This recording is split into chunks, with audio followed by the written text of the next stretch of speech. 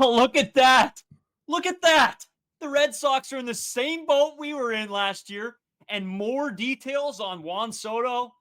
I mean, at this point, why not?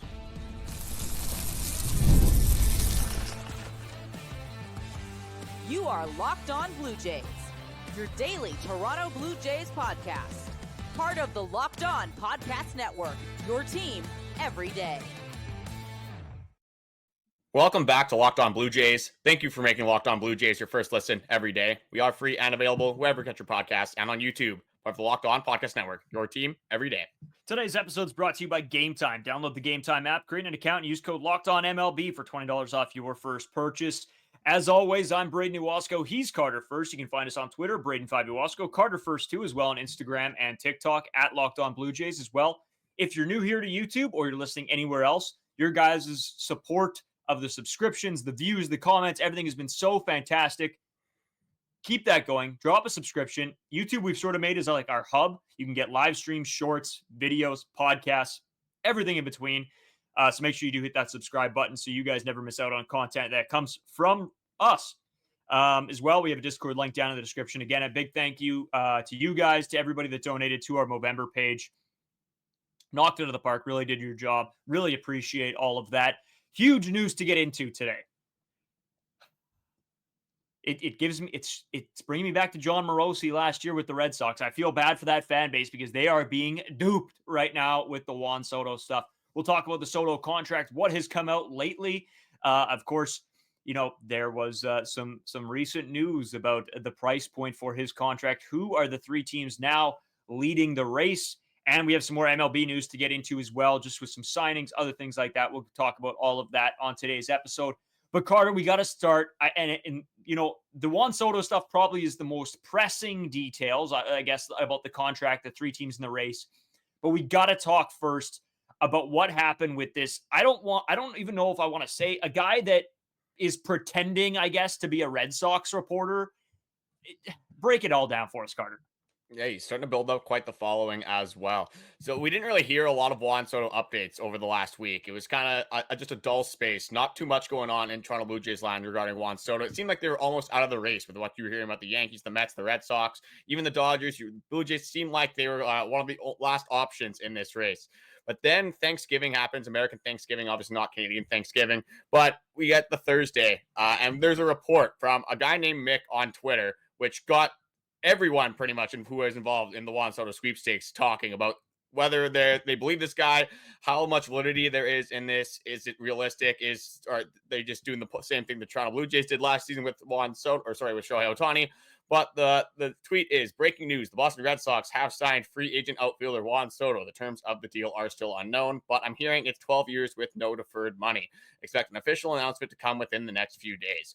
So obviously people saw this, and with how the Juan Soto sweepstakes are heating up and the some tweets and stuff coming out, some reports saying that he's going to make his decision within the next 10 days. People are very quick to jump on this storyline. They're very quick with all the reports, especially linking him to the Boston Red Sox, them being more of a dark horse candidate compared to the New York teams.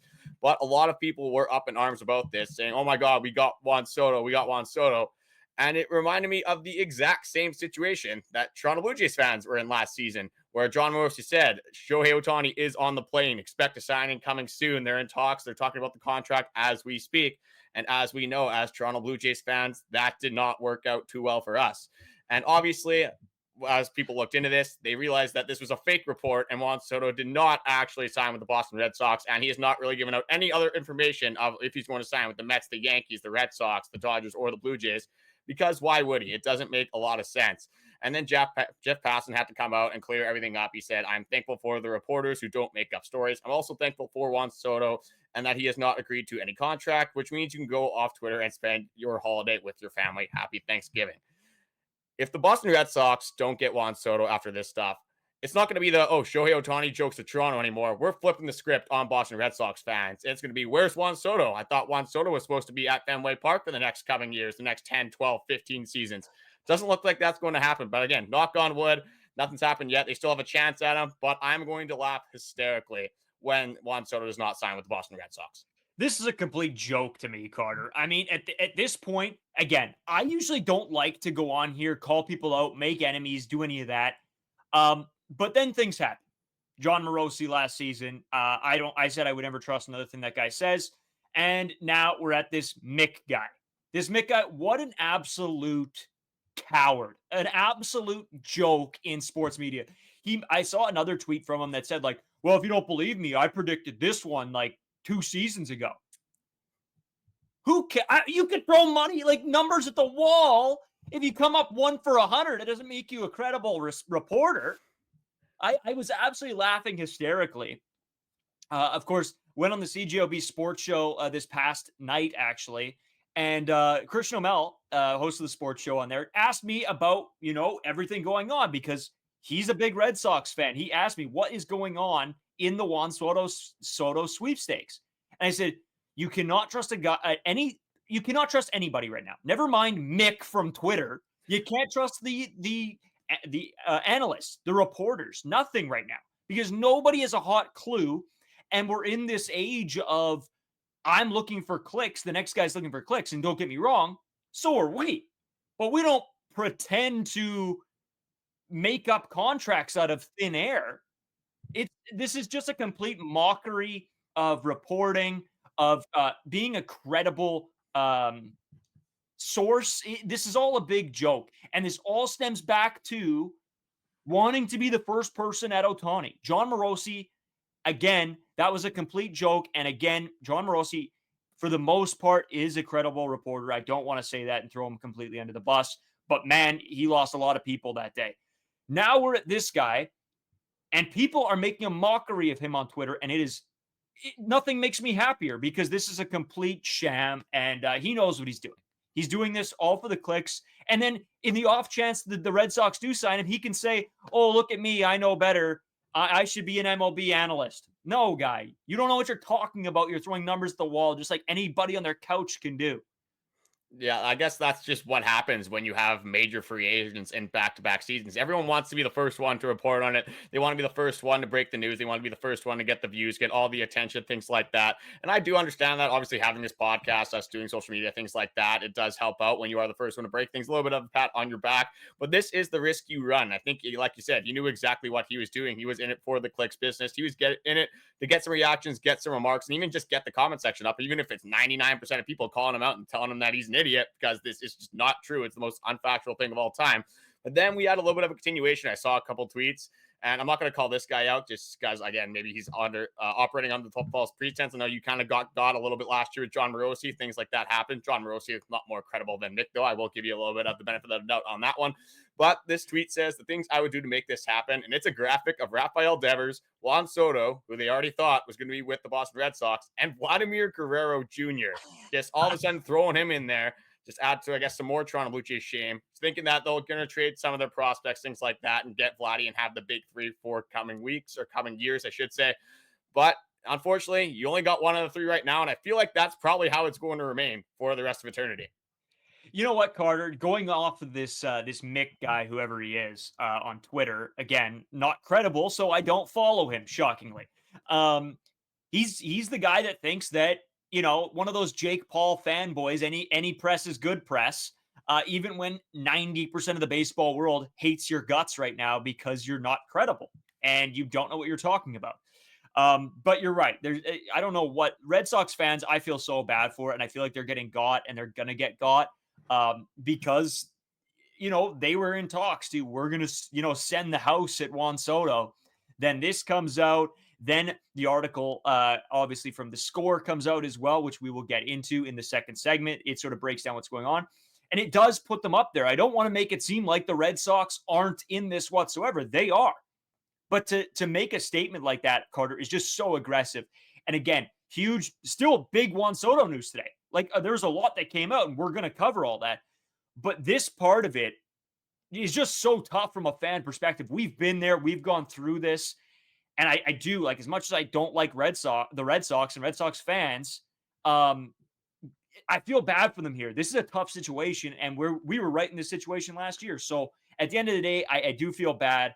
That's why I always tell people, take everything you hear from all of this stuff on these big contracts with a very, very much with a grain of salt, because you don't want to be the person that goes out and tells all their friends that, hey, Juan Soto is signed with the Red Sox, and then all your friends make fun of you in whatever group chat you're in, the next day. So again, grain of salt, people, grain of salt.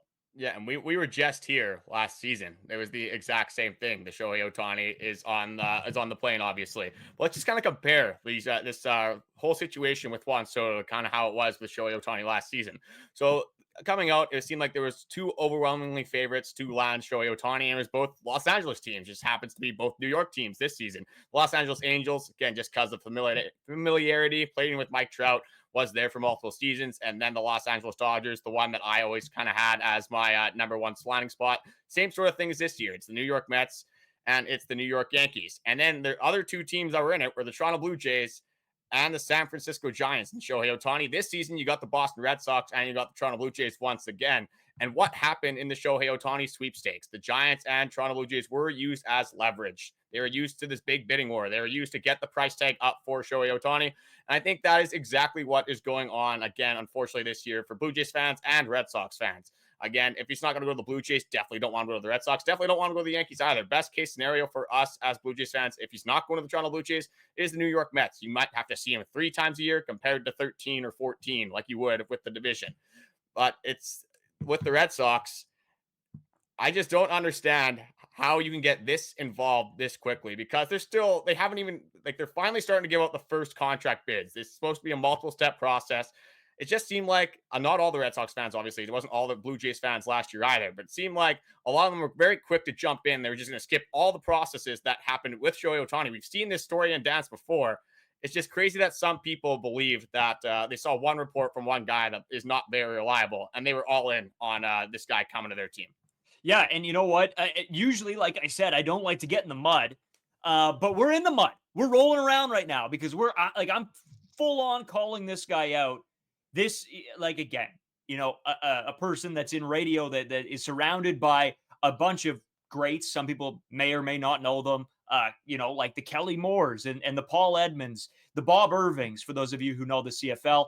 All of these guys, that are within the sports community have drilled it into your head since I pretty much came out of school to be a credible report.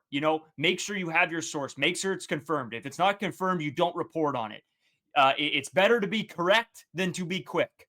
And this is just, again, it's the new age that we're sort of getting into with the media in the sports world. Is everybody's looking for that first click. Everybody's looking for that article. So this really just like hammers home that, man, I got to really listen to everything that Kelly Moore says because he's right. I don't want to end up being this guy. So again, take everything you see right now with a grain of salt, unless it's from a very, very credible source. And even then, until it's pen to paper or an Instagram post or something by Juan Soto, don't buy into anything. Or until there's the announcement, don't buy into anything. Carter, do you got anything else on this whole debacle? I guess the last thing is at least John Morosi did come out with an apology. He said, oh, that's my bad. That was a false report. I jumped the gun a little bit. Let's see if Mick puts up here. Let's see if he takes a little bit of accountability for his actions. I have a feeling that he won't. But again, maybe he'll prove me wrong and we'll see what happens. But there was a ton of other Juan Soto news to come out. Some price tags, some of the bidding wars that we'll get into. A bunch more other stuff. Juan Soto, obviously, being the biggest free agent of the offseason. There's going to be a lot of rumors. There's going to be a lot of speculation. There's going to be a lot of reports. So we're going to get into all that after this short break. Today's episode brought to you by Game Time. They have this new feature called Game Time Picks. It makes it even easier to save more on sports, concerts, comedy, theater, pretty much anything you can get tickets to. Game Time Picks has it all there for you. They have their all-in pricing. Toggling this feature shows you the total upfront with no surprise fees at the checkout. One of my biggest complaints is when I'm going to buy tickets and I look and, it's an extra $20, $30 tacked on top of it right when I'm about to purchase them. It's so frustrating. Game Time makes sure that doesn't happen. They have their seat views where you get a panoramic view from your seat in the app before you buy. Game Time also has the lowest price guaranteed, or Game Time will credit you 110% of the difference. Take the guesswork out of buying tickets with Game Time. Download the Game Time app, create an account, use code LOCKEDONMLB for $20 off your first purchase. Terms apply. Again, create an account, redeem code LOCKEDONMLB for $20 off. Download Game Time today. What time is it? Game Time. All right, Carter, lot to get into. I know we have to go on a little bit of a rant there, but it is frustrating for guys that cover teams in situations like this on a day-to-day basis with me and you. It gets frustrating when somebody just puts out something random and false. We'll always make sure that we pretense everything with, hey, this is an opinion, this is a thought, this is an idea, not this is happening for sure, and pen is to paper. We will always make sure that we are never giving you guys false information. To the most part. I mean, we're not in the rooms, but for the most part, everything that we hear will be from a credible source, or it'll be a for fun segment and whatever. But in talking about that, Carter, there was so much news. We got to get into it. So the bidding war, obviously, for Juan Soto in free agency is ramping up. And now there are 3 teams heading that race. And I know what everybody's thinking. It has to be the Blue Jays, right? You're right. The Mets, the Blue Jays, the Red Sox are believed to have made offers north of $600 million for Soto, while the New York Yankees are in the $550 million range. That's a source told Randy Miller of New Jersey Advanced Media, or NJ Advanced Media. And that's, I mean, to me, Carter, I know we were talking about the $600 million price tag for Juan Soto. Did you ever think that it would necessarily eclipse that by a long shot? I know you were pretty, you were one of the guys on the side that it shouldn't be that much, but now we're here. And it's just the bidding war. It's using the teams as leverage. It's keeping every single team involved for as long as you can, because that makes the most sense for Juan Soto. That makes the most sense for Scott Boras. That makes the most sense for all of Juan Soto's team and company. Why would you say that there's teams out of the race this early on when, again, you're just kind of starting the preliminary hearings? You kind of went over, again, not a lot of contract talks in the first little bit, but now you're getting into these second meetings. They're starting to give offers. Obviously, we have those 4 offers that come out. I haven't personally seen anything on the Dodgers. We talked about this before the podcast. Obviously, the Dodgers are in on him. I don't think, again, with some of the signings that they have made, they have deferred a lot of money. Juan Soto has come out and said, though, that he does not want to defer money. So that kind of goes against everything that the Los Angeles Dodgers are doing. Maybe that's part of a reason that we don't have a confirmed offer with the Dodgers. But another guy, John Heyman's another guy, just if you guys wanted more sources. Josh Goldberg is another guy that commented on this. But they say that there's a widespread belief that the Blue Jays will be the highest offer for Juan Soto, and they will be the highest bidder. That doesn't really surprise me. For me, it's not necessarily that the Toronto Blue Jays aren't willing to give out Juan Soto. It's that Juan Soto probably isn't that willing to come to the Toronto Blue Jays for a multitude of reasons. I'm going to back this up. I did a couple things here just to quickly go over why. I'm just going to be honest. I don't think Juan Soto is going to come to the Toronto Blue Jays because he said a couple things. He said he wants to win. He wants to look at teams' facilities, things like that. He also wants to look at the farm system and just how their future aspirations are looking. So let's go over the Toronto Blue Jays farm system compared to some of these other teams. So Bleacher Report has ranked the team's farm systems at the end of this MLB season, and they have something called Tier 1 prospects, and they outline this as prospects who have elite skill sets and all-star potential. This is the cream of the prospect crop. These prospects make up Bleacher Report's top 100 prospect list heading into the offseason.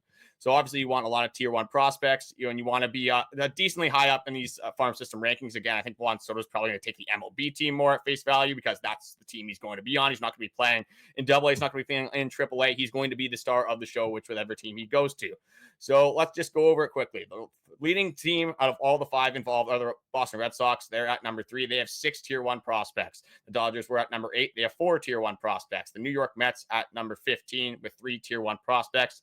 Toronto Blue Jays all the way down at 27. That is 4th worst in the league in that prospect pool. They have 1 Tier 1 prospect, and that's Arjun Amalan. He's not even supposed to come up until around 2027. So if Juan Soto wants to see that guy, he's going to have to wait at least 2 more years to be signed with the Jays.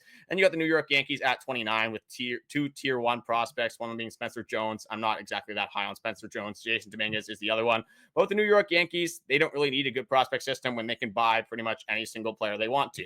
And the other thing is Juan Soto wants to win. So let's just go over the team's records from last season. Again, maybe you think the Toronto Blue Jays can be better. I know we're on the ship that we're going to hope that they can get more than 74 wins next season. This free agency is going to lay the groundwork for that. So the Blue Jays went 74-88. The Red Sox, again, not that good of a season, but they do have some pieces with a good prospect system. You got to help. You got to assume that that's going to help out as well. They were 81-81. The Mets were 89-73. Yankees 94-68, and the Dodgers are 98-64. So you look at all these rankings, the Toronto Blue Jays don't have a good farm system. They didn't have a lot of success last season. They haven't locked up Vladdy. They haven't locked up Bo. The future is very uncertain, that we've said multiple times on this podcast. It's becoming more and more increasingly hard for me to believe that Juan Soto, with all things considered, Canadian taxes, the farm system, again, the uncertainty of the franchise, things like that Juan Soto, it doesn't matter the dollar figure unless he's really going to sell out. And I know there has been reports that have said Juan Soto is going to just value the money and he wants the highest contract possible. But it's tough for me to see like another 10, $15 million, unless it's a massive figure where he's going to get 50, 100 million plus more than the next team offering, that he picked the Toronto Blue Jays compared to all these other teams. Yeah, I'm a little bit still on the positive side. I'm with you. I don't think that the Blue Jays are necessarily front runners, as much as that might be that they put in the most money or willing to pay the most money. I still don't count them as the front runners. I think it is still the Mets, especially with what has now come out today or yesterday. I guess this would have been last night. So Carter, at the end of the day, I mean, talking facilities. I mean, Toronto's got great facilities. That's well known, but a lot of these other teams do as well. I mean, the Mets have great facilities. I'm not exactly sure about the Red Sox facilities.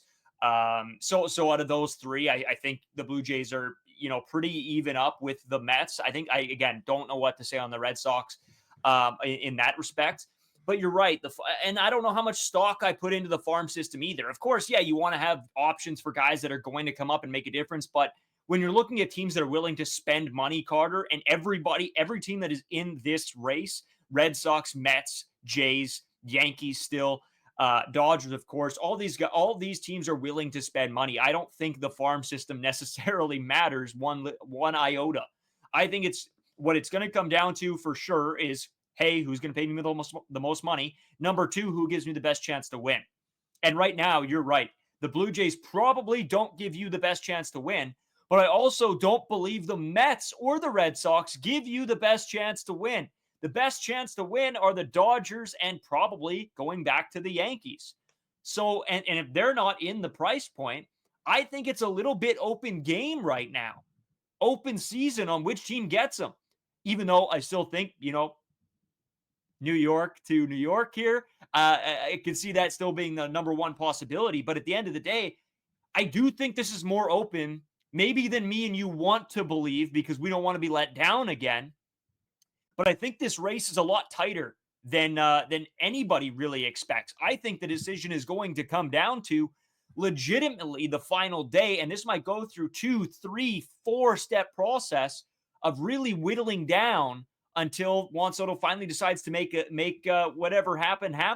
And it's probably going to be, Carter, where the final offer will be sort of a closed deal where, it's a, hey, submit your final offer and then we'll make a decision. It's not going to be this, okay, well, we'll have another process. Okay, wait, no, we want to have another one. No, it's going to come down to probably that third round of contract offers that will be okay, this is it. This is the final one.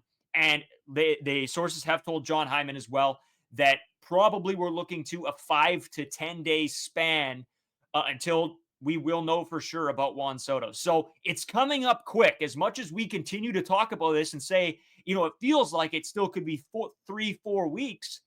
Probably not. We're probably going to hear. And hey, I'm just saying my prediction of Saturday, December 7th looks pretty good for this timeline.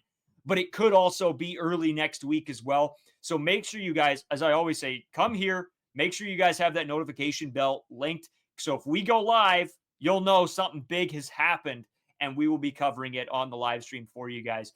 Carter, my man, this has been an absolute whirlwind with Juan Soto. And I think today was made me realize that as much as I don't want to think, and I said this before, maybe that I don't want to think Juan Soto is going to come here so I won't be let down. But I'm starting to get on the train where I do feel anything can happen. Yeah, there's definitely a few things I want to address from what you said. So I'm going to start with, believe it was the Saturday around this time last season when Shohei Ohtani signed with the Toronto Blue Jays. So if Juan Soto signs on that Saturday again, I feel like that's not going to be a good thing for the Toronto Blue Jays, and it's not going to be a good thing for us. I don't want to ruin another Saturday like it did last season with Shohei Ohtani. I feel like just the way the cards fell last season, I don't want to be reminded of that whatsoever. You said the New York Mets not necessarily would be a team that if Juan Soto wanted to win necessarily, he would go to. I think when you have a Mets payroll that's always top 3 in all of baseball, I think no matter what, they're always going to be involved. You have Lindor, you have Mark Vientos, who looked really good at the end of the year. It depends what happens with Pete Alonso. Then you get Juan Soto, you probably don't sign Pete Alonso, but there's a lot of other good pieces there. Ronald Acuna's brother is obviously there as well. Another prospect that you really look at. Jet Williams, another prospect they have. So I think you're going to be okay there if you sign with the Mets. Obviously, you'll get that money, and then you will have that at least that sure feeling that you're going to spend. They're going to surround Juan Soto with talent. But at the end of the day, it's going to come down to what Juan Soto actually wants. We've seen so many reports that it's winning, it's the farm system, it's the facilities, but nobody's in Juan Soto's head other than Juan Soto. Juan Soto and Scott Boras have obviously talked about the things like that. There's still obviously things to be heard from different teams, what they value, what they want to do, and how the impressions are on Juan Soto after that. So it could come down to the contract. It could come down to winning. It's really all speculation at this point. So it's really tough to put your finger on it. And I'm going to end it with this. Obviously, I do want Juan Soto to come to the Toronto Blue Jays. I'd be idiotic to not want Juan Soto on my baseball team when he has a career OPS of like 980, which is absolutely ridiculous. Juan Soto is one of the best hitters in all of baseball. And if Juan Soto comes to the Toronto Blue Jays, I'm probably there's going to be a 3-week-long celebration on this podcast where we're going to be on top of the world. It doesn't really matter what the Toronto Blue Jays do the rest of the season or this offseason. We're probably going to be pretty happy with the way current things are in Toronto Blue Jays land. But there's a lot of speculation. There's still a lot of uncertainty, but we'll definitely be along for the ride as we start hearing more and more things as we get closer and closer to the Juan Soto final decision. Yeah, dude. I guess my final point here before I know we got some MLB news to go over just to keep you guys up to date with everything that's going on with signings and everything of that sort. Carter, my final piece here to you will be, how are you feeling about the $600 million price tag? Again, I think I've seen reports that say it could even go up to 700 million and it could exceed the Shohei Ohtani amount. Like I've said before, I think that's a little bit ridiculous for Juan Soto, but again, it's Juan Soto. It's not our money. One thing I wanted to break down as well is when you look at the richest owners in all of baseball, you have Stephen Cohen, who is the Mets manager, the Mets owner, and this is in US dollars. He's worth 16 billion US dollars. But then you have Edward Rogers, who's at 11.5. So technically, with all the money that this guy has, with all the money that Rogers makes, they should be able to be on this deal if it is going to come down to the money. So we got to hope that Ross Atkins and company can pull this off, because if Juan Soto comes to the Toronto Blue Jays, whether it's 10 years, whether it's 12 years, but the one thing we actually haven't talked about, and I guess I'll end up with this, is the deferrals. I think it actually might come down to the contract makeup, because there's been multiple reports. He wants to defer after the 3rd season, maybe the 4th season. Then you got to expect if it's a 10, 12-year contract, he probably wants one after the 6th year. He probably wants one after the 9th year. He definitely wants multiple opt-out clauses.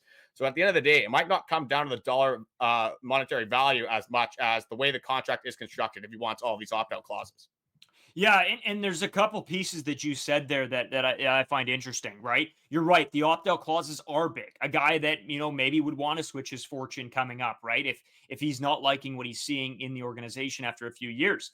But then you brought up the deferrals as well, Carter, the deferral of money. I think this is a guy that doesn't want the Shohei Ohtani, 10 years after, I'm going to defer so many million. I think he's going to want it then and there. And that's totally fair. It's two different ways of looking at it, but I think that is right. I feel like he's not going to want to defer money. So a team is going to have to be willing to spend the money on Soto now, and then to also spend money to surround pieces with him. So that's a big chunk of money coming out of your pockets now instead of later in the future. So a couple pieces that you brought up there that were pretty interesting. We'll have to wait and see. Again, this is all speculation. We don't necessarily know 100% either, but with all the information that we've gathered from our trusted sources, this is what they're telling us. So we got to put that out to you guys. But again, grain of salt, people, grain of salt. Right. Well, and who are these reporters hearing their information from? They say they have their insiders, but insiders are all hearing speculation as well. So I think at the end of the day, nobody really knows what's going on. They're just trying to get some storylines, trying to get any information to the people, because obviously as Blue Jays fans, as sports fans, we want to know everything and anything. We want to know what Juan Soto's eating for breakfast every single morning. It doesn't matter how valid it is, how much it actually matters to the Juan Soto sweepstakes. We want to know everything and everything, or anything and everything. But there is a couple more things that we want to go into, some signings, some different things among the Toronto Blue Jays. This is MLB news as well. So we'll get into all that after this short break. Today's episode brought to you by FanDuel. Get ready to tackle NFL action with FanDuel, America's #1 sportsbook, because right now, new customers can bet $5, get $150 in bonus bets if you win. The FanDuel Sportsbook app gives you everything you need to place live bets on the NFL all in one place. So when you get the hunch in the middle of a game, you can check out the latest stats, view live play-by-play, and so much more on the same page where you place your bets. I'm telling you guys, the live game ones, I always talk about it. They're my favorite. Because I can change my mind. You know, if I like something or I'm seeing one guy do really well, I'll throw $5 on him. I'll throw $10 on him. And then of course the $150 in bonus bets. That is so money. And I'm not. You're gonna have to correct me on this, but I think it is a one-time thing. So make sure that you guys do win that first $5 bet. Just visit FanDuel.com to join today. You'll get started. Like I said, $150 in bonus bets if you win your first $5 bet. That's FanDuel.com. Never waste a hunch and make every moment more with FanDuel, an official sportsbook partner of the NFL.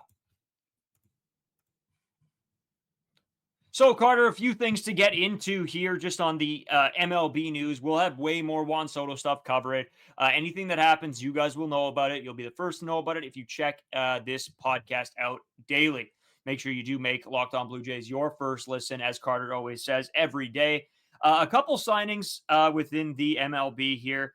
Kyle Higashioka to a 2-year deal with a mutual option for 2027 to the Texas Rangers. I know you got a couple more of them, Carter, but one there, 2-year deal. I mean, a 2027 option, interesting too. Anything else you got for signings as well? That's going to be interesting with the Jonah Heim, Higashioka tandem they have over there. But I wanted to talk about the guy that we were a little bit surprised that got let go by the Toronto Blue Jays, and that's Henny Cabrera. And he has signed to a minor league contract and an invitation to Major League spring training with the New York Mets. And if it was only going to take that much to get Henny Cabrera back on your team, I get maybe you don't want to pay his arbitration, things like that. You want to save a little bit of money, whether it's for Juan Soto, whether it's for other free agents, you can name it. But if that it was just a minor league spring training and spring training invite, like the same thing we did with Eduardo Escobar, the same thing we did Daniel Vogelbach, it's hard for me to believe the Toronto Blue Jays couldn't afford that contract over for a guy like Henny Cabrera. Yeah, this one sort of got me a little bit upset because, again, like we talk about, a team that's going to have to add so many pieces to this bullpen to make them solid. I feel like Henny's a guy that you would keep around, right? He wouldn't be a high leverage guy, or you would hope not, but at least you have a stable piece there. And you don't have to go in and try to find a diamond in the rough. You have a guy that's decent enough. You can put him there. He can come in for a few innings here and there. It's not, and it limits the amount of moves you have to make in an off season. So again, not a huge fan of this one. Again, whatever. Good for him getting on a team, getting the invite. But it's a little bit of a prove it deal. So we'll see. Yeah, I can't, I'm starting to think that it has to be an attitude thing. It has to be just him in the clubhouse. Just a guy that hasn't really been known to be the greatest teammate of all time. That has to be something to do with their situation. It can't just be the money, because they were going to pay him $2.5 million for a guy like Henny Cabrera, the way he produced in 2023 and 2024. It's hard for me to believe that the talent just wasn't there for him to give him another shot in 2025.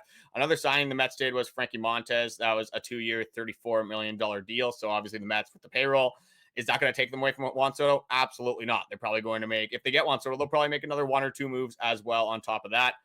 Just another Blue Jays related news. Adjustments have continued to be made in the coaching staff on the hitting side for the Blue Jays. They've hired Dodgers hitting coordinator Lou Anadi, I want to say, is as an assistant. 32-year-old has been with the Dodgers since 2018.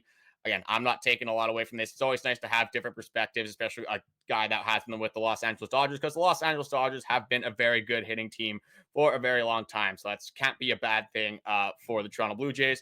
And some more positive Toronto Blue Jays news. Alek Manoah has started throwing after his Tommy John surgery. You absolutely love to see that. Made an Instagram post, and I'll just quickly read out the caption. It says, day 168 post-surgery. Hard to describe the emotions and excitement. Feels like opening day in December. Tons to be grateful for over these last 168 days, and even more gratifying today to be able to do what I love the most. Throw the little white ball. Thank you, God. Absolutely love to see it.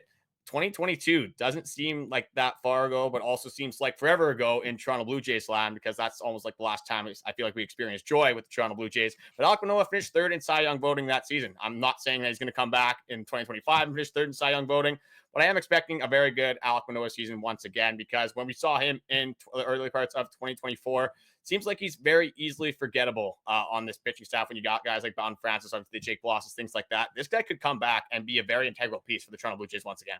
Yeah, we've talked about bounce back candidates, and we will continue. We haven't done our bounce back candidate episode yet, which we will do before next season. Alek Manoah is right up there for me.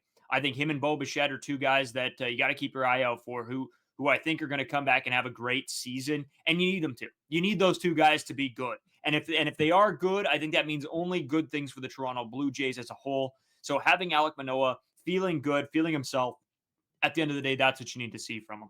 Yeah, and you'll love to see that he's throwing in December. Obviously, he's not throwing at 95 miles per hour, but any sort of throwing session after Tommy John in December, this early on in the offseason, is definitely a positive sign for Alek Manoah. So we'll have to follow that storyline. We'll do more of an in-depth dive on Alek Manoah once we get through our player rankings. We still have a lot more to do on that, fans. We also have a lot more free agents to talk about, a lot more trades, a lot more trade rumors, trade speculation, and some mock trades that are absolutely ridiculous as well that we'll eventually have to get into as well. As we continue to progress through the offseason, no signings have been made. There's still a lot to talk about, so we're excited to get you guys all the most up-to-date Toronto Blue Jays information, and we're still hoping for a transaction. We finally got to December. Usually November is a notorious month for just nothing to happen, one of the worst months in MLB, honestly. And then you probably have January after that. For January, probably not too much going to happen. It'll be some of the later signings in the offseason. December should be the month. You got Christmas. You got a lot of good things happening in December. Obviously, got New Year's Eve. And obviously New Year's, like that's going to be a fun night for us as well.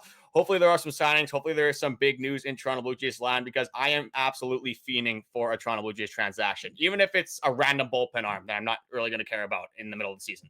Yeah, man, it'd be nice. It'd be nice to talk about something other than like Juan Soto speculation and oh, how did this guy do in 2024? Oh, bad. Okay, yeah, no, it's gonna be fun. I can't wait either. Hopefully you guys enjoy these episodes. I'm hoping that you guys are taking something away from them.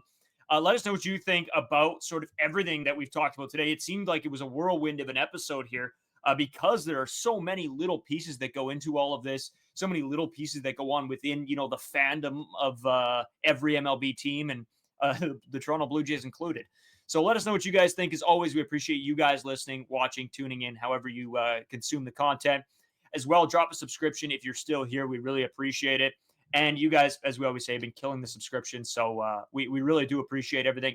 We thank you for making us your first listen. If you want to find a second listen, go check out Locked On MLB with host Paul Sullivan. Does a great job over there as well. So make sure you check that out. And as well, if you're NHL fans, you can go check out. I know, we're Toronto here. We're Vancouver Canucks fans. But if you want to go check out some of the Ontario-based teams, you can go check out Locked On Sens or Locked On Leafs. My buddy Ross Levitan hosts the Sens. So make sure you go check out all of their podcasts if you're fans of those teams as well. Appreciate you guys watching, and we'll talk to you tomorrow.